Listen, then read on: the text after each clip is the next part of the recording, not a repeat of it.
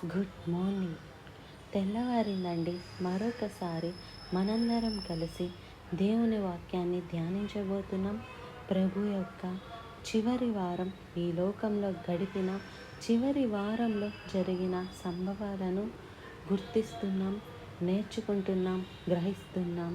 దేవుని ప్రేమను, ఆయన శక్తిని, ఆయన జ్ఞానాన్ని ఎరుగునట్లుగా ఈ 7 రోజుల్లో ఆల్రెడీ ఆది, సోమ ముగించాం.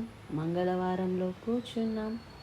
ఈరోజు మంగళవారము, సోమవారము అని బైబిల్లో రాయలేదు, కానీ ఆయన ఆదివారం అనే మాట అక్కడుంది. అక్కడ నుంచి మనం లెక్కలు వేసుకుంటూ వస్తున్నాం. చిన్న ప్రార్థన చేసుకొని ఈరోజు మరొక రోజు జరిగిన సంభవాలను ధ్యానిద్దాం. పరిశుద్ధుడా, నీకు వందనములయ్యా.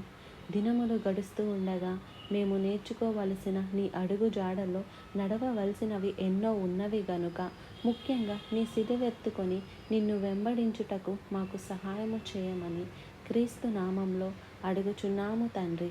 ఆమెన్.